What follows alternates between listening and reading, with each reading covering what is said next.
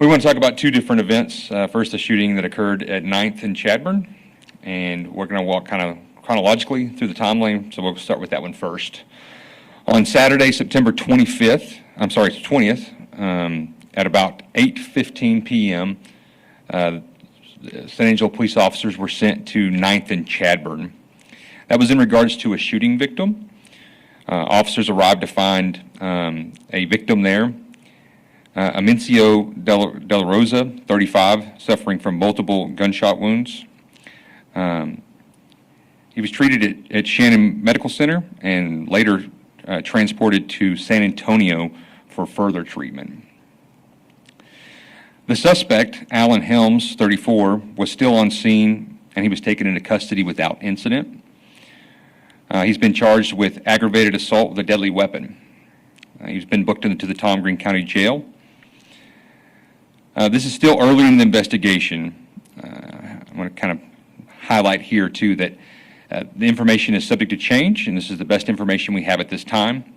However, it appears that there was an ongoing relationship between the victim and a third party. The suspect, Helms, arrived and confronted the victim and the third party. During this confrontation, the suspect fired multiple rounds, striking the victim. At this time, all known medical interventions have been utilized. Mr. Della Rosa is currently on life support, and there is little to no hope of recovery due to the nature of his injuries. In the unfortunate event that Mr. Della Rosa was to succumb to his injuries, charges will be upgraded in this case. Please join with me in praying for the Della Rosa family in these difficult times. Anytime you lose a loved one, a friend, a fellow citizen here in San Angelo, it's hard, and so they're struggling with this right now, whether or not that's going to occur, and so our prayers are with them. So we keep these separate. I'm going to go ahead and start with questions there, and know that some of these I may not be able to answer because we're working through the investigation still. We have any questions on this case?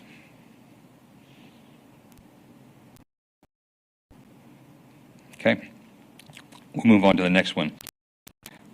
The next one occurred on Sunday at 2010 Greenwood. It was about 4:40 in the afternoon. The San Angelo police officers were sent to a report of a shooting. Officers arrived there to find a 19-year-old shooting victim. The victim had a single gunshot wound. He is being treated currently at Shannon Medical Center and is currently in critical but stable condition. It's still early in this investigation, but it appears to be targeted violence on anything that we see here, that there seems to be some sort of suspect-victim connection.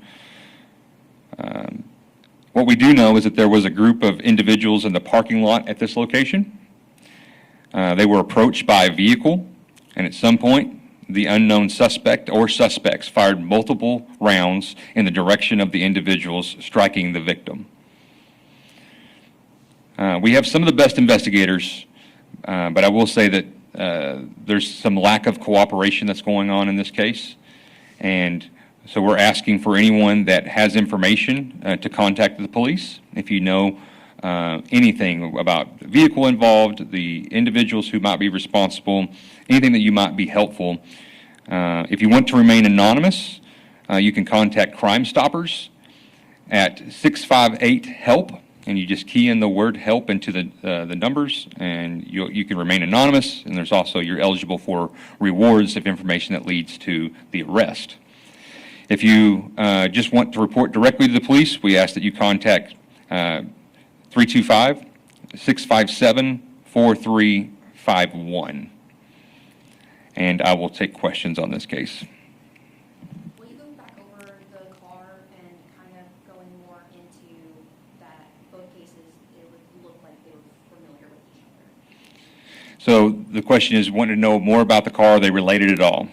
Okay, yeah, so there's no relations between the two shootings on 9th Street and Chadbourn. This was a targeted relationship situation on 9th Street and Chadbourn. between 3 individuals, basically. We're not naming the third party involved in that. Second one is appears to be targeted, meaning the victim and suspect knew each other in regards to the shooting on Greenwood. Do we know the status of the victim? On which one? So the question is, do we know the status of the victim on Greenwood? Stable condition, but critical. Yeah. So we're hoping that will continue, and he'll continue to get better. But as of right now, it's still listed as critical but stable. Were there any other residents affected at the apartment complex, like with stray bullets or anything like that? The question is, has there been any other people affected at the location? Not that we've had reports on. It appears like it was directly to these individuals. However, I will state that it's not lost on us that anytime you're in a location of a residence like that you're going to have effects, right, of the psychological, of, you know, shots being fired at a group of people in your neighborhood. So we are aware of that. And you have a lot of people right now that are kind of concerned for San Angelo's safety. What would you say to those residents, and are you guys going to have more resources out on the streets? Sure. So the question is, what's the concern of the violence that's increasing, and what are we going to do as the police is the basic question there. Is that I can tell you that we've been fighting for resources. This is not against. We are understaffed. We've been working through hiring people, and that doesn't give us any excuse. We still work overtime. We've been on mandatory overtime. We're going to do everything we can to keep San Angelo safe. But it just has to be noted that we only have a finite amount of resources, and we're going to use those appropriately. So we have staffing at levels that are better than they've been in the last probably 18 months. And we have additional investigative crews that are our gang unit and our special operations will be looking at all angles on this.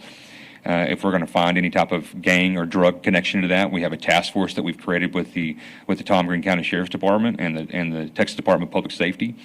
We'll push on any angle we can to help bring these subjects to justice, and we'll do the best with what we've been given.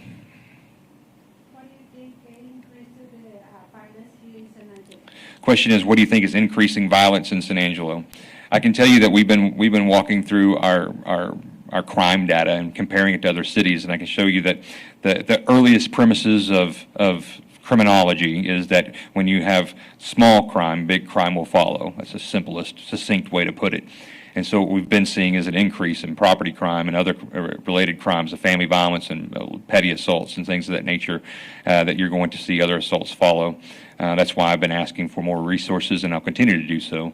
We'll find force multipliers with systems that can help bring with cameras and drones and things like that will help us be able to push back appropriately.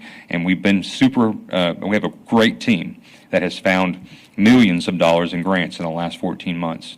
And we'll continue to push on that. I would say that we see a connection to life doesn't seem to matter anymore. We don't seem to have, as a society, understanding that life has value.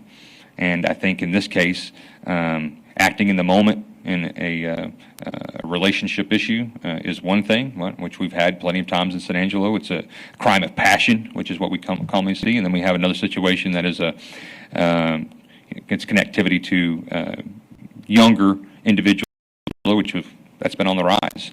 So I'd encourage San Angelo folks to have hard conversation with their kids and make sure that we're reinforcing that we need to have value for life and have a connection to our hometown to treat it as best we can and to speak up when we see something.